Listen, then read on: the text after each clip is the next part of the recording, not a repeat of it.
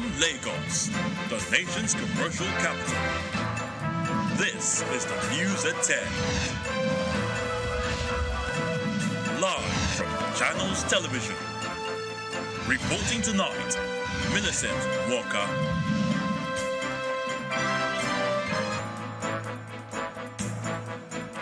Hello and welcome. Tonight, 8 people killed, 7 others injured following the collapse of part of a mosque as worshippers were observing their evening prayers in Zaria, Kaduna State. Troops of Operation Hadarindaji rescue former provost of Federal College of Education Technical, Gusau, Zamfara State, and his son after a gunfight with their abductors. The president pledges commitment to ensure swift recovery of the nation's economy as he meets with members of the APC Professionals Forum at the presidential villa. And officials in Hawaii say the death toll from the wildfires burning through the state's Maui Island has risen to at least 55. On business news tonight, International Energy Agency cuts 2024 global oil demand growth forecast to 1 million barrels per day, citing OPEC Plus supply cuts and lackluster macroeconomic conditions. On sports news tonight, Sweden and Spain set up a semi-final showdown in Auckland on Tuesday next week after both teams progressed from today's quarter-final games at the FIFA Women's World Cup.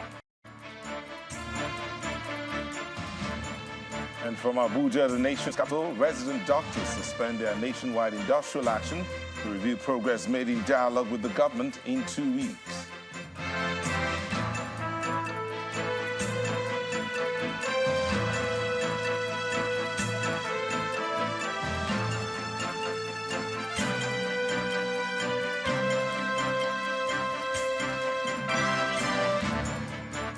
We begin on a rather tragic note in Kaduna State today, where at least 4 people have lost their lives and 7 others injured when a mosque collapsed in Zaria local government area of the state.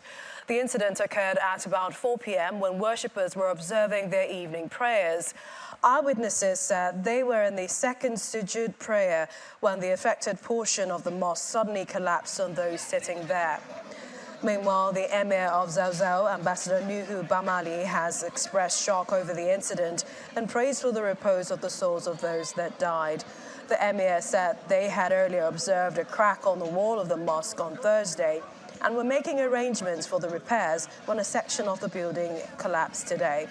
Meanwhile, the Kaduna State Governor, Senator Obasani, has expressed sadness over those that lost their lives from the incident. The governor, who spoke through his chief press secretary, Mohammed Shehu, during the funeral for the victims, commiserated with the families. The governor of the state, Senator Obasani, has expressed his deep shock over the loss of lives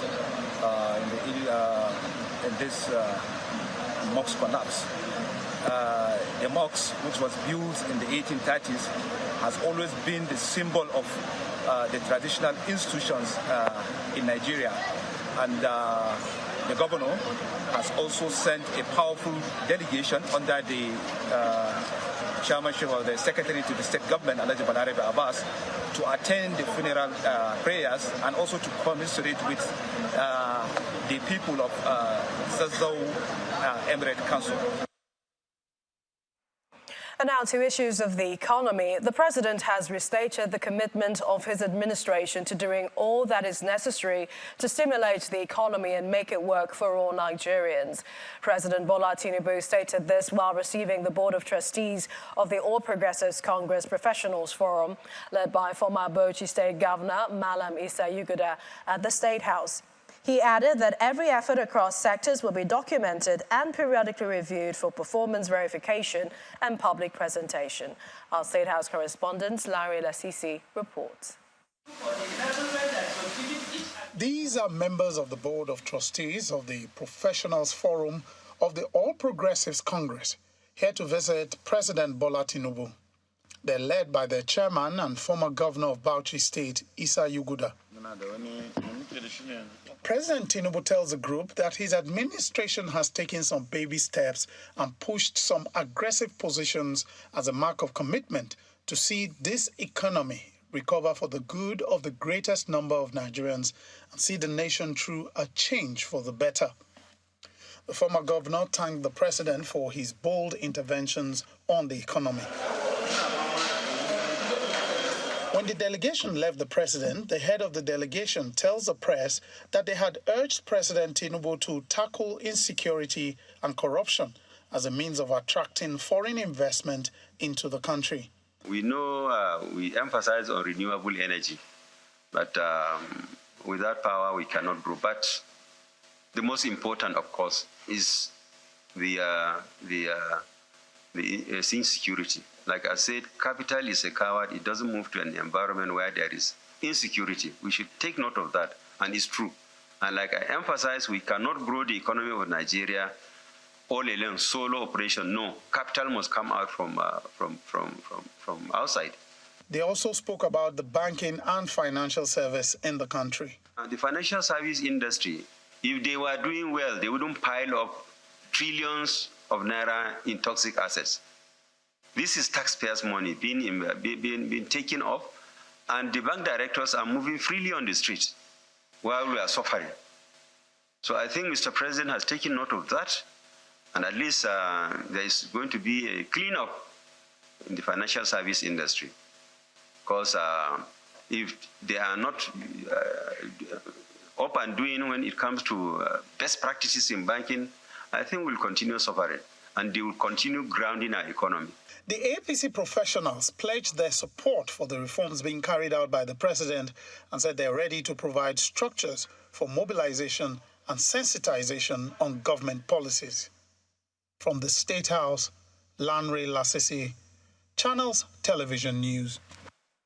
Well, staying with the presidency, one of the Chibok schoolgirls who was rescued from Boko Haram captivity last month has been presented to the wife of the president, Mrs. Oluremi Tinubu, at the presidential villa. The coordinator of the Counterterrorism Center in the Office of the National Security Advisor, Rear Admiral Yaminu Musa, who led the presentation, explains that Rebecca Kabu was rescued by security agencies on July the 17th, 2023. Rebecca Kabu, now age 22, was actually 13 years old when he was kidnapped and adopted from her school in Chibok in 2014 by late Shekau-led Boko Haram.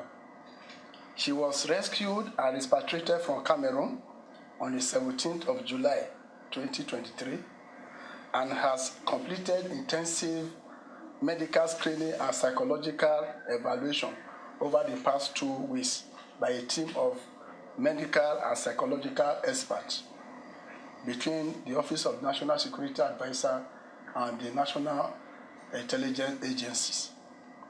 Your Excellency, Rebecca has been found to be in good health and is psychologically stable. The next step is to hand over her to the Borno State Governor for onward reunification with her family, currently living in Uzalam village in Chibok, local government area of Borno State. Subsequently, the Office of the National Security Advisor will follow up and present her case alongside 15 others that were recently also rescued, awaiting federal government support in the areas of educational sponsorship.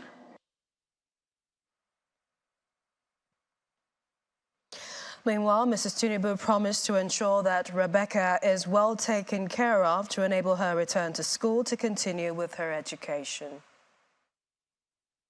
Rebecca will be our own first, comeback story and returnee, and which will say she's our own first fruit.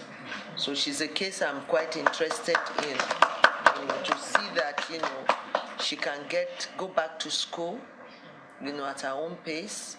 We were talking with the Rear Admiral this morning about the cases of alternative high school, where girls like her, she's about 22 years old, where girls like her can go back to school at their own pace, learn, because education is very key for her. Because if we, at our age, who do we leave all this legacy back to? They are the ones. And if she doesn't have the right tools for the marketplace?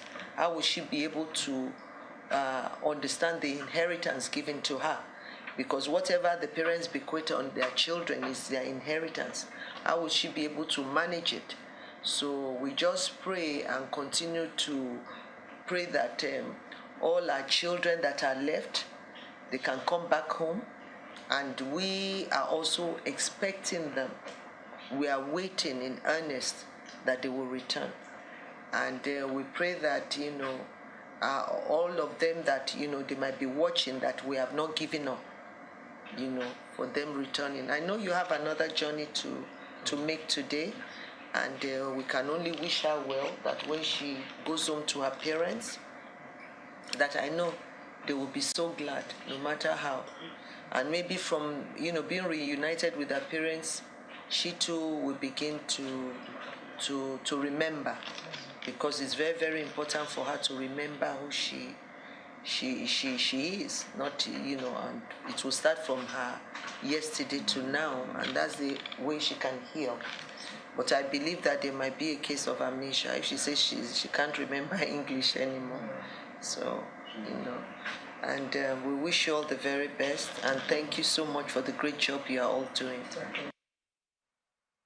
Meanwhile, in Zamfara State, troops of Operation Hadarin-Daji have rescued the former provost of Federal College of Education Technical, Gusau, Dr. Abubakar Ogi, and his son from bandits' captivity. It was gathered that the rescue operation was carried out today by the troops while on routine patrol along Shamori-Yandota Road at Marke General area, where they encountered an unspecified number of bandits. Following ensuing firefights, which lasted for several hours, the bandits fled in disarray into a forest in the area. A top military source who preferred anonymity told Channels Television that the troops pursued the bandits into the forest, which forced them to abandon 2 civilians and 2 operational motorcycles. During an interview with the rescued persons, they were identified as Dr. Hassan Abubakar Augi, former provost, Federal College of Education Technical Gusau, who was rescued alongside his son. It was also gathered that the victims were abducted by the bandits late last night from the residence of the former college provost and taken to the forest. They're said to have since been reunited with their families. And to politics in Kogi State, where some ESCO members of the Social Democratic Party there have defected to the All Progressives Congress and pledged their support for the APC governorship candidate in the upcoming poll in November. Governor Yaya Bello, who received the defectors in the 3 senatorial districts of the state at the Government House, promised to ensure an atmosphere to deliver a free and fair governorship election. He expressed delight at their decision to join forces with APC to win the governorship election. All is set for the various political parties to commence campaigns ahead of the November governorship election in Kogi State. These are some executive members of the Social Democratic Party, SDP, from the 3 senatorial districts, meeting with Governor Yahaya Bello to assure him of their support and members' votes come November the 11th. Spokesperson for the delegation says their decision to abandon the SDP was born out of their resolve to join a viable party like APC that has the capacity and membership to win the governorship election. Your choice of your successor is also an encouragement that brought us to this sitting here. And that is the person of Alhaji Ahmed Usman Ododo, the next successor of Alhaji Yaya Adola Bello. Your Excellency, I and my team from Kogi East want to tell you today, formally, that we don't want to believe in ethnic and tribalistic politics in Kogi State. We want to assure you that we in Kogi East are fully support you and we are behind you. The representative of the APC chairman in the state welcomes them to the party, which he says is home to all. You are all officially received in the APC of Kogi State. Thank you all, and God bless you. The governor in his speech expresses confidence that the APC will accommodate all the new members. He asks them to go round all the local government areas to canvass for votes for the party. APC is winning the governorship election November 11. this year. Clean. When you return back to the various communities, your various local governments, go with pride. Use the broom to clean, sweep clean everywhere. Let everywhere be glittering. I know you are going to be more determined to prove that you're not a walkover. It is only opportunity you needed to showcase your talents, your sagacity, and everything that you're made of. So that opportunity has been given to you. Defections from party to party is a daily occurrence in Kogi State. But the APC seems to be making more gains from the movement, and the leadership of the party believes that the defection into the APC is because of the welcoming policy of the party. In part two, after the break, no end in sight to the crisis at the Edo State Government House. Governor Godwin Obaseki claims his deputy, Philip Shaibu, is plotting to unseat him.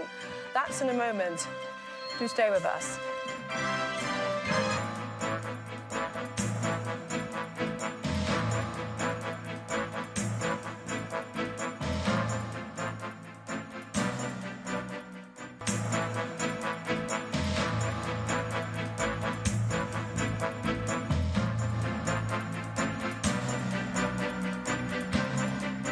Welcome back. If you just joined us, you're watching the news at 10, coming to you live from Channels Television. A reminder of our top stories.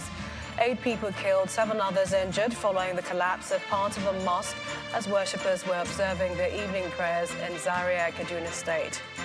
Troops of Operation Hadarindaji rescue former provost of Federal College of Education Technical Gusau, Zamfara State, and his son after a gunfight with their abductors.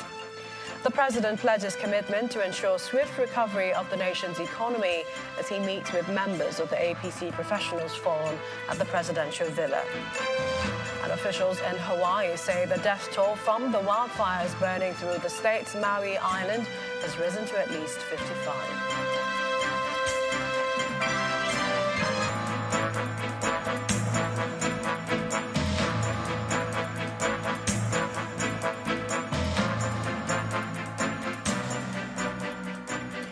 Now to the crisis at the Edo State Government House, which appears to be worsening as Governor Godwin Obaseki is accusing his deputy, Mr. Philip Shaibu, of plotting to unseat him. Mr. Obaseki explained that his deputy showed his hands during selection of the leadership of the Edo State House of Assembly, adding that Mr. Shaibu is working with the opposition party to take control of the assembly. Governor Obaseki made the claims during a meeting with Esako leaders in Jatu Esako West local government area of Edo State. What struck me, and I've never said this to anybody, is that after I proclaimed the House of Assembly, we're now going to elect officers to the House of Assembly. He was in Abuja, he came back that day. My deputy called a leader in APC, telling that leader that during the elections the next day of the leadership, particular speaker of the House of Assembly, that he has 5 members who are loyal to him, and that he would like the 7 members of APC to work with the 5 members of PDP to produce a speaker. At that point, I called the PDP members to my house just to familiarize with them. And as usual, he tried to barge in. I said, well, you cannot just come to my house. It's my private house. It's not even a government house. You have to have the courtesy. But now it is my prerogative whether I want you to come in or not. After I heard what he had done, I said, you can't come into our meeting. We met, agreed. The next day, we went to the House of Assembly. He went there, and we did what we did. As far as I'm concerned, that was not working in our common interest. Why would the deputy governor seek to have another candidate, another speakership candidate, outside of what the governor wants? Are we working together? No. That is where I now knew that we had a problem.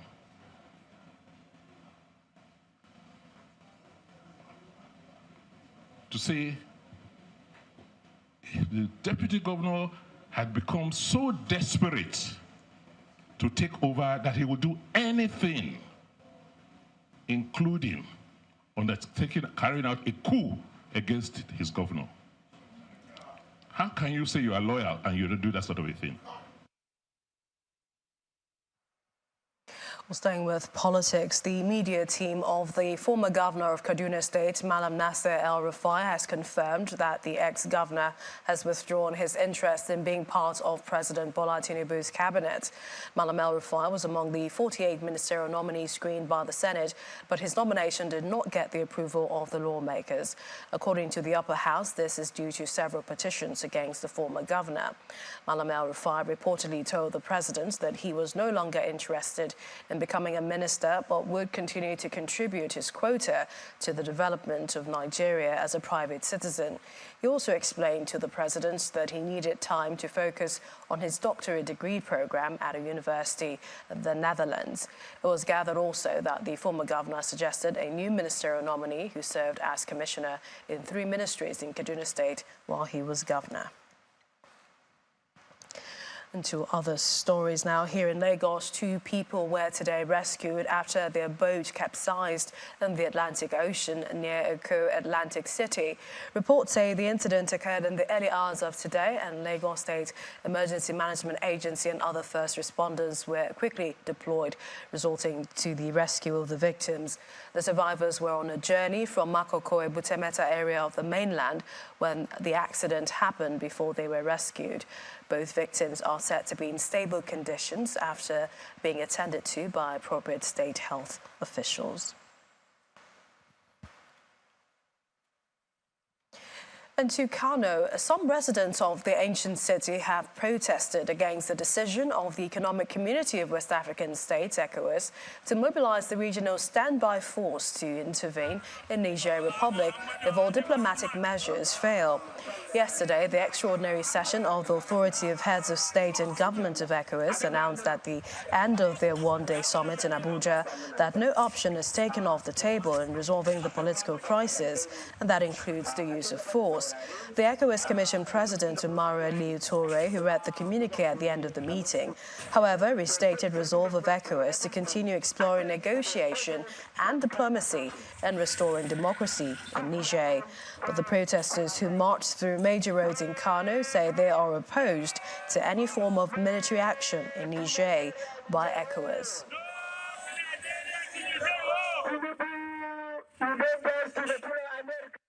Well, we head to the nation's capital for more stories. Nota, it's over to you. Thank you, Millicent, and welcome to the nation's capital. And we'll start off with the news that the Nigerian Association of Resident Doctors has suspended its indefinite strike declared on July the 25th to press home their demands for better welfare for their members. This is contained in a statement signed by the president of the association, directing members to resume work from 8 a.m. on Saturday, August the 12th, 2023. Part of the statement also notes that the association will review progress of the ongoing discussions with the government in 2 weeks and take appropriate decisions. The striking doctors had declared a total and indefinite strike after issuing 2 ultimatums to the federal government. The doctors had articulated 8 demands, which include payment of skipping arrears, payment of the arrears of consequential adjustments to the minimum wage to the omitted doctors, reversal of a downgrading of the membership certificate by the Medical and Dental Council of Nigeria, payment of omitted hazard allowance arrears, amongst other demands. On Tuesday, both the Nigeria Medical Association, the NMA, and the Federal Ministry of Labour and Employment and the National Assembly had appealed to the doctors to go back to work with promises to look into their demands.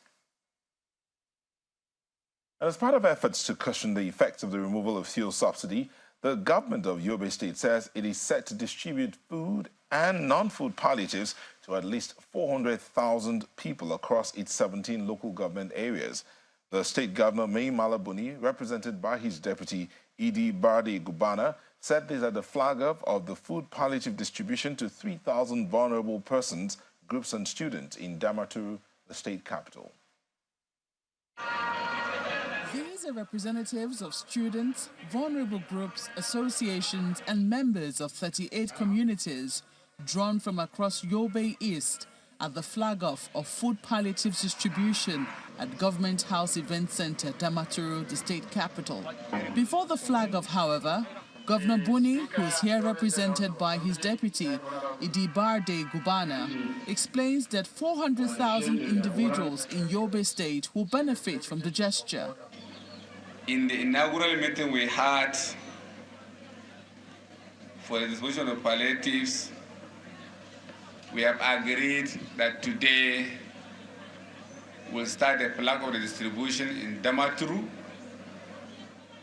tomorrow in Damagum, on Tuesday in Jakusko. Then simultaneously, the committees will go around the remaining 14 LDAs accordingly with these palliatives. And this is not the only palliatives we are arranging to disperse in Yobe State, as directed by His Excellency, the Executive Governor, Oromala Buni Chirongujwa CON. There are different categories of beneficiaries, and the Executive Secretary for the State Emergency Management Agency says they've set up a feedback mechanism to receive complaints from individuals, groups, and communities. His Excellency has said about 72,000 households and in the local governments and 400,000 individuals will be benefited across local governments. And we just did the flag up and we'll continue distribution across all the local government areas. We'll start from Damaturu, Fune, and Jakusko. Then local governments will pick up from there. We have our feedback mechanism. We have our toll-free lines to receive complaints.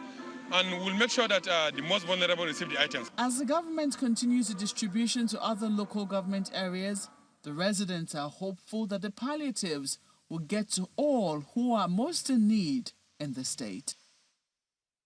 And still ahead on the news at 10, International Energy Agency cuts the 2024 global oil demand growth forecast to 1 million barrels per day, citing OPEC supply cuts and the lackluster macroeconomic conditions. That's on Business News. Join us again.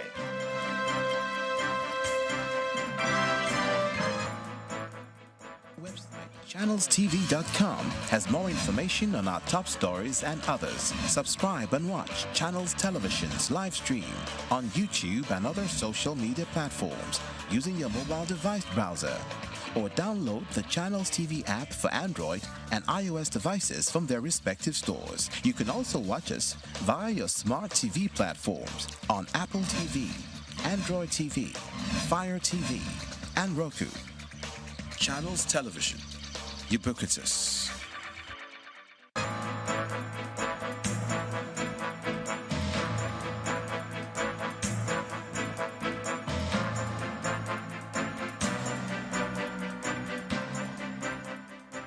Welcome back.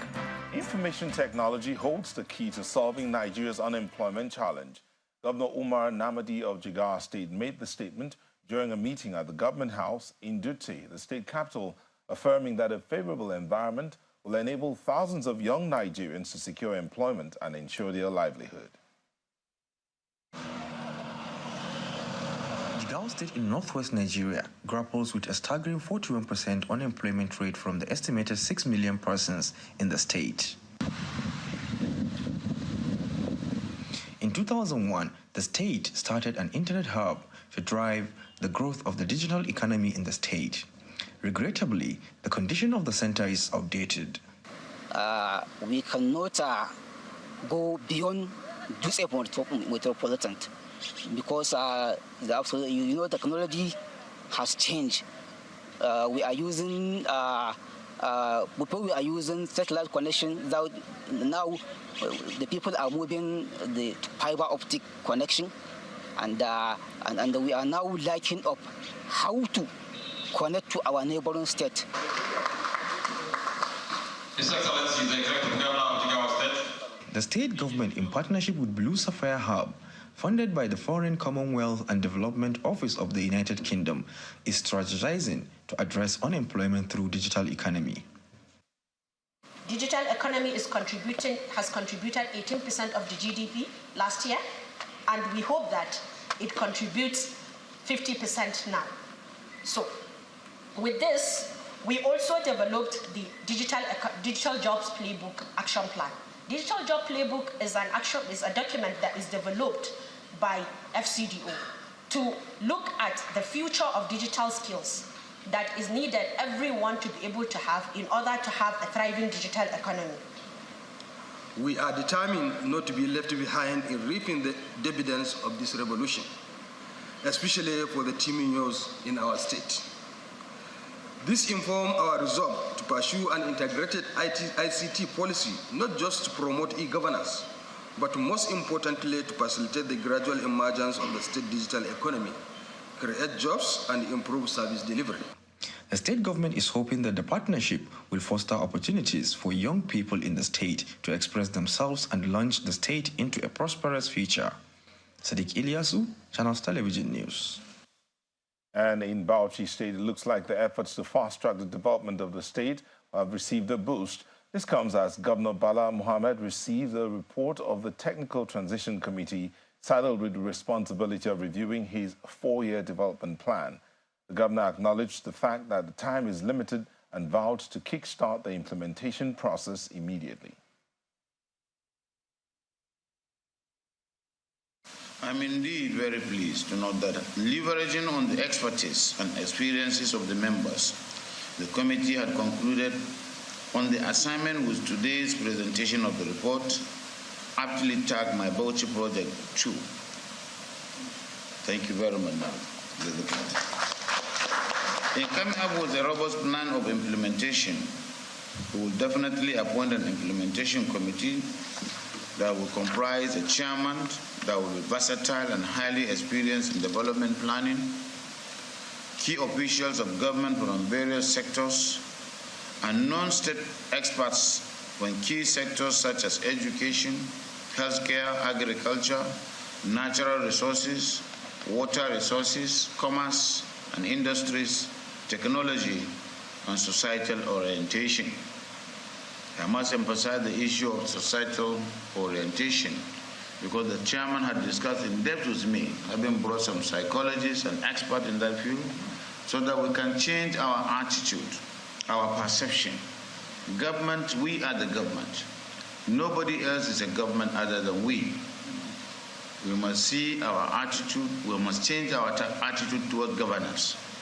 And of course, go back to our values, our core values that have been thrown away. That's it from the nation's capital. It's back to you, Millicent. Many thanks, Nilta. And small businesses form the bedrock of the economy of every nation, and so it should be encouraged, and this is through the implementation of favorable policies and also interventions.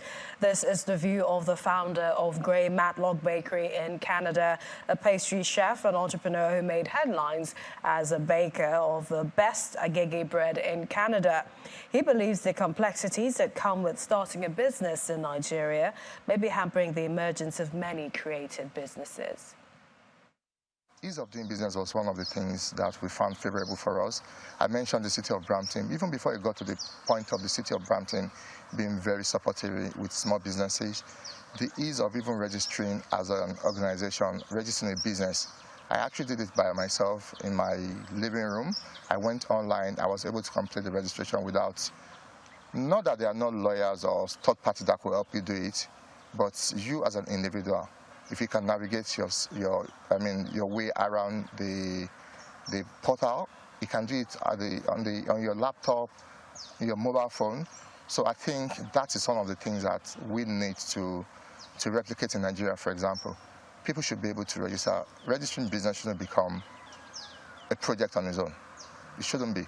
It should be as easy as it can, without compromising regulations, laws, those kind of interventions and policies put in place by the government of Canada and the city of Brampton were replicated in Nigeria too, so that small businesses that form the bedrock of any economy of any nation can survive, and we can have all the youth, we can have all the artisans engaged, people living in schools can be gainfully employed. That is where, one of the sources of unrest, social unrest, when people are not engaged, you know. You can watch the full interview with Mr. Wale Rabiu on Diaspora Network on Saturday at 7:30 p.m.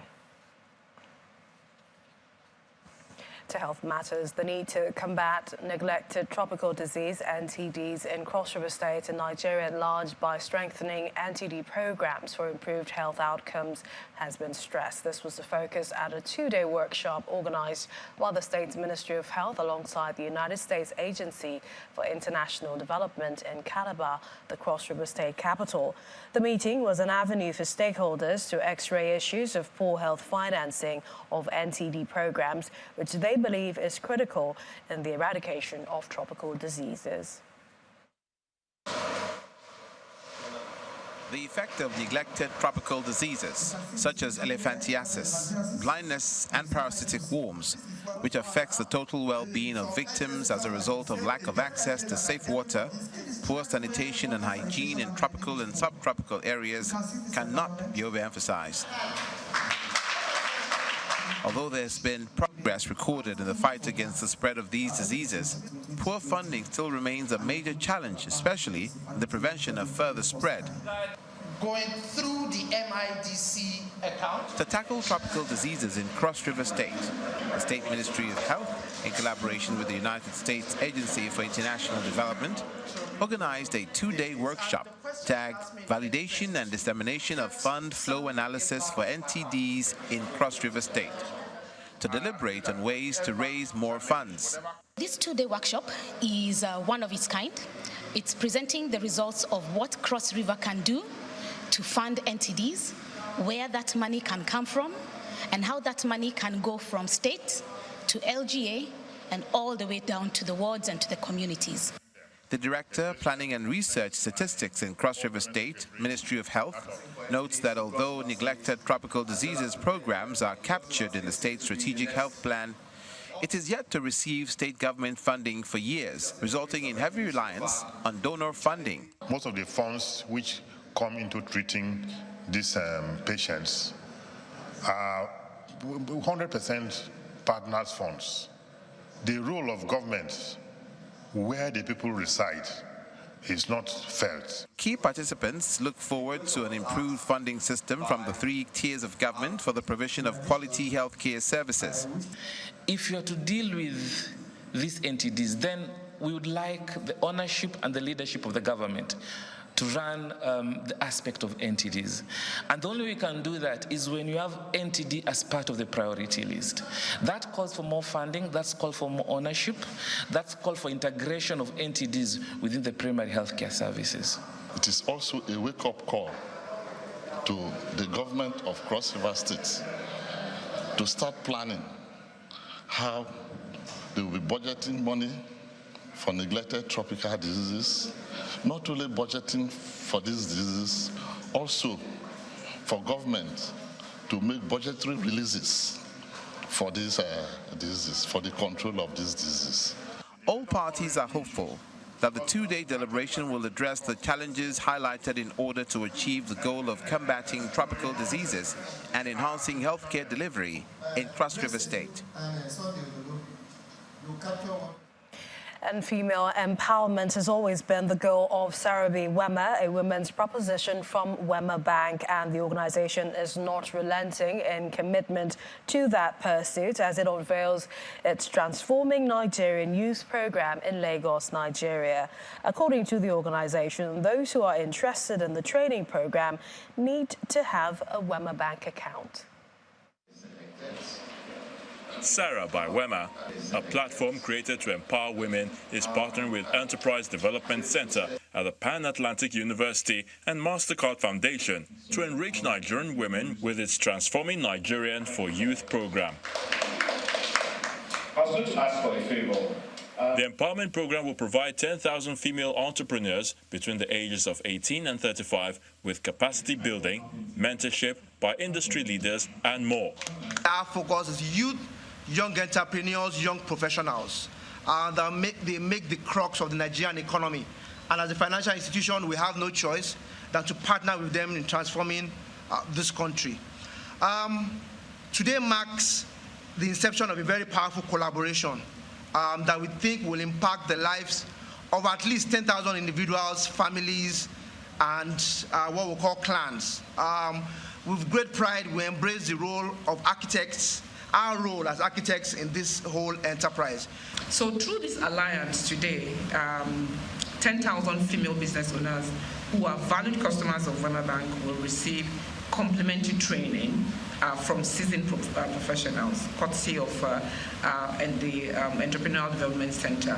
And among these 10,000 women, we're looking forward to 50 individuals who would earn the prestigious opportunity to become certified business development support providers, a training that is also going to be anchored by SMEDA.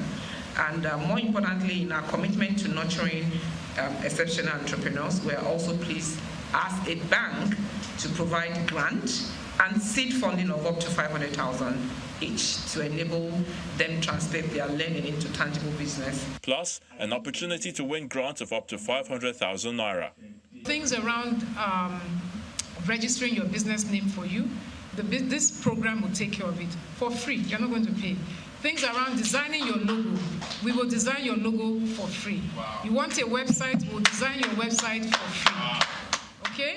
So you're going through NAFDAC, you're not sure what to do, how to do it, what needs to be done. We will work with you on that journey. And guess what? By the time we've done all that, you have a product. Where do you sell your product? We'll provide exhibition opportunities for all the women on the program. Sarah by Wema says it is committed to building a community that provides support for women to maximize their business and personal potential. The numerous goals of Sarah by Wema. It's now time for business news. Here's Melinda Akilami. Banking so easy, so simple. Dial *894# now to experience it. You first, First Bank.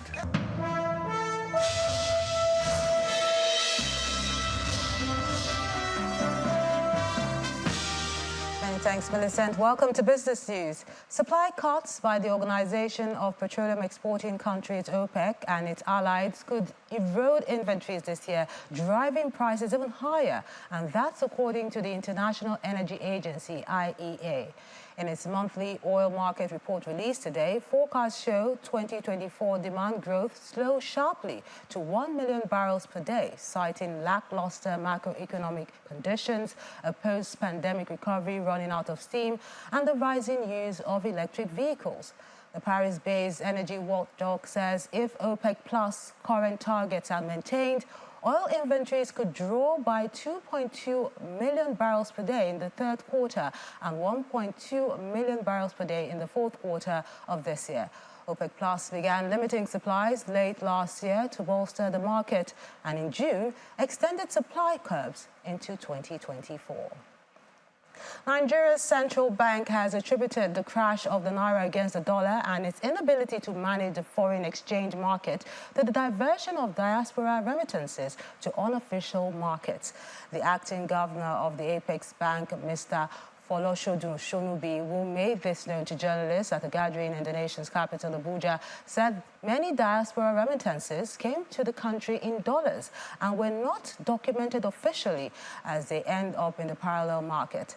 The acting CBN boss adds that it would be helpful if Nigeria puts measures in place to control illegal inflows and identify channels to ensure the flows get to the proper ones.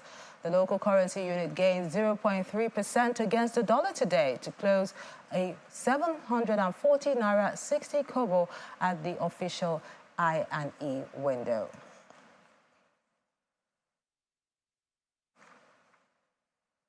Talk about ending on a high on a Friday. That's what's happening at the domestic market trading session with another win for the bulls and more bargain hunting lift the key indicators even higher. Inijon Mekwa has more.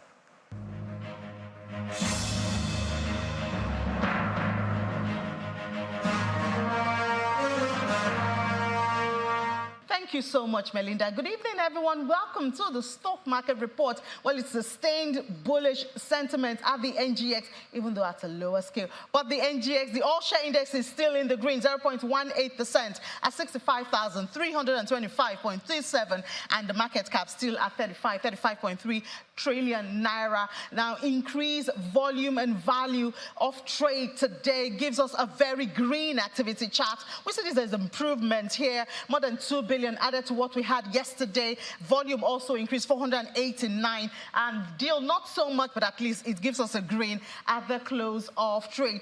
Top trade from the most liquid counter today. That's what we see. Sterling Bank, after trading 298 million. Transcorp joins that, and then Universal Insurance. We notice insurance is beginning to get the eye of some investors these days. I hope that is sustained to boost that counter. But what this means actually is that the bull has the floor for the weekend. So the bull rests there. We hope one of these days we'll be able to drag Melinda to come on the NGX and put some money there so we can call you an investor too. Yeah, I'll have to take a rain check on that offer. Many thanks. Many thanks, Ini John Mekwa, for that update. Now, let's find out how major global stock markets ended today's trading session.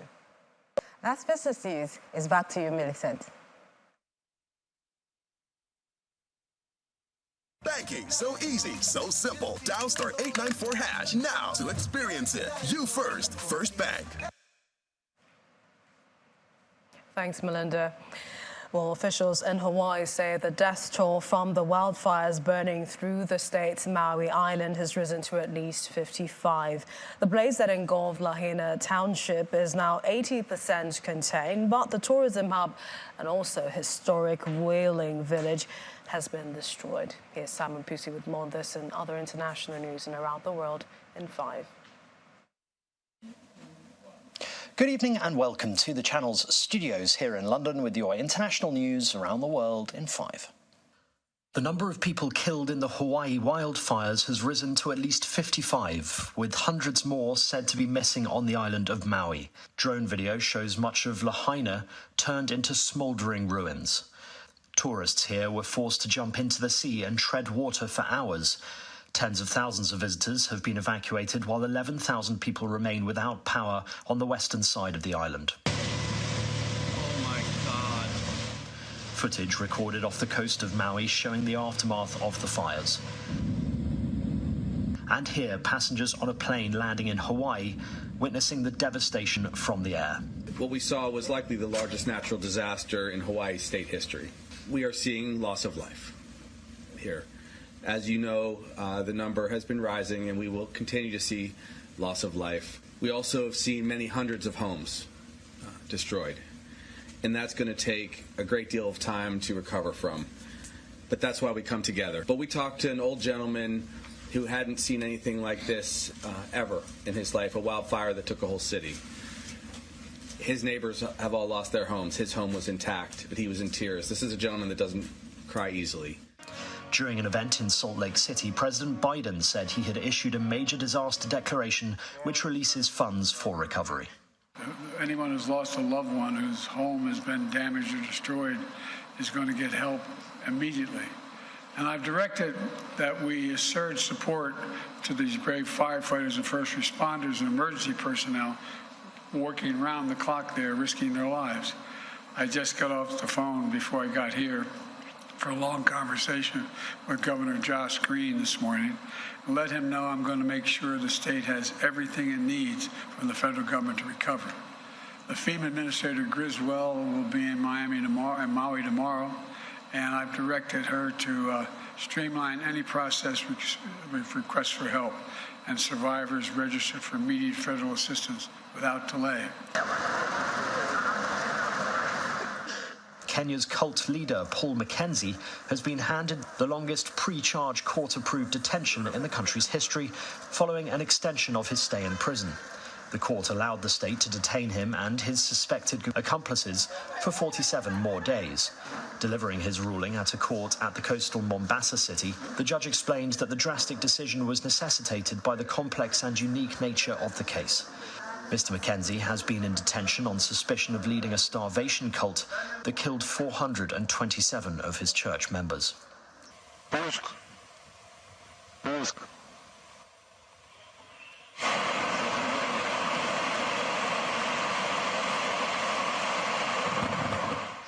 Russia has launched its first mission to the surface of the moon in nearly half a century in a bid to be the first country to land on the lunar South Pole. Moscow's Luna 25 mission lifted off on schedule from a cosmodrome in the Russian Far East. The moon's South Pole is believed to hold deposits of water. The Russian mission is racing against India, which sent up its own lander last month that is already orbiting the moon. An unusual weather phenomenon has been spotted in South Dakota, a tornado and a rainbow side by side. The National Weather Service reported several tornadoes, but only one with a rainbow.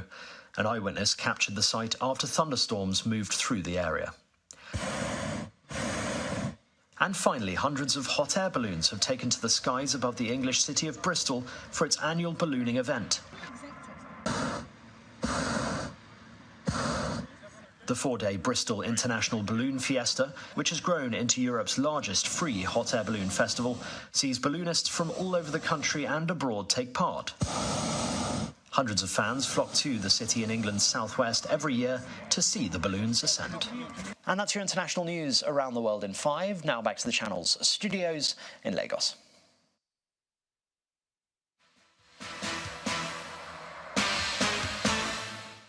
Many thanks, Simon. Welcome to Sports News. 2003 FIFA Women's World Cup runners-up Sweden now face semi-final showdown against Spain in Auckland on August the 15th. The Spanish defeated the Netherlands 2-1 in today's quarter-final Women's World Cup clash in Wellington. Now, the Swedish ladies stunned the 2011 champions Japan, who were unbeaten through the competition. Now, the exit of Japan following the United States, Germany and Norway means there are no former winners left, and the brand new name will appear on the trophy after the final in Sydney on August the 20th. Meanwhile, having battled past Nigeria to reach the last 8, the 3 Lionesses of England are hoping to join semi-finalists Sweden and Spain when they face Colombia on Saturday. Our sports correspondent Cecilia Morgwe reports from Sydney. England continues their quest to win their first ever FIFA Women's World Cup when they face Colombia in the quarter-finals on Saturday right here at the Olympic Park Stadium.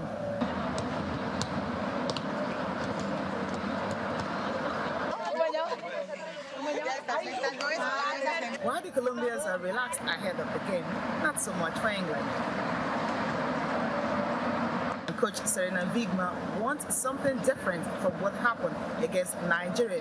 Yeah, well, I hope we don't have that much stress. We know, we've seen in this tournament that not one game is easy for anyone.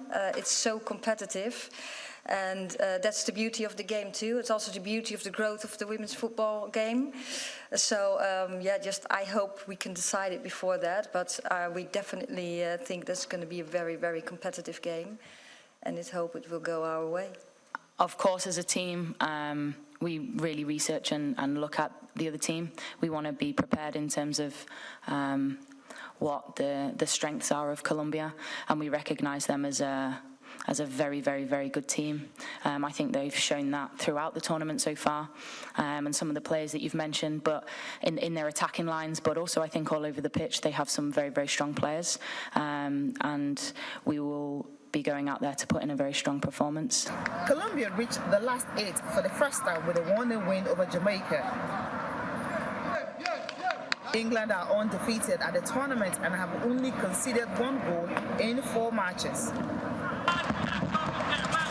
The winner of this game will be facing the winner between France and Australia for a place in the final. From the Olympic Park Stadium right here in Sydney, Cecilia Mongo for Channels Television News. That's Sports News. I'm Ayotunde Balogun. Back to you, Millicent.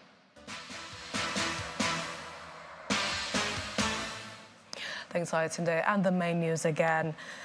And the death toll has risen to at least 10 people who were killed today and 7 others injured following the collapse of part of a mosque as worshippers were observing their evening prayers in Zaria, Kaduna State. That's the news at 10 tonight. Many thanks for watching. I'm Millicent Walker. Have a good night and a great weekend.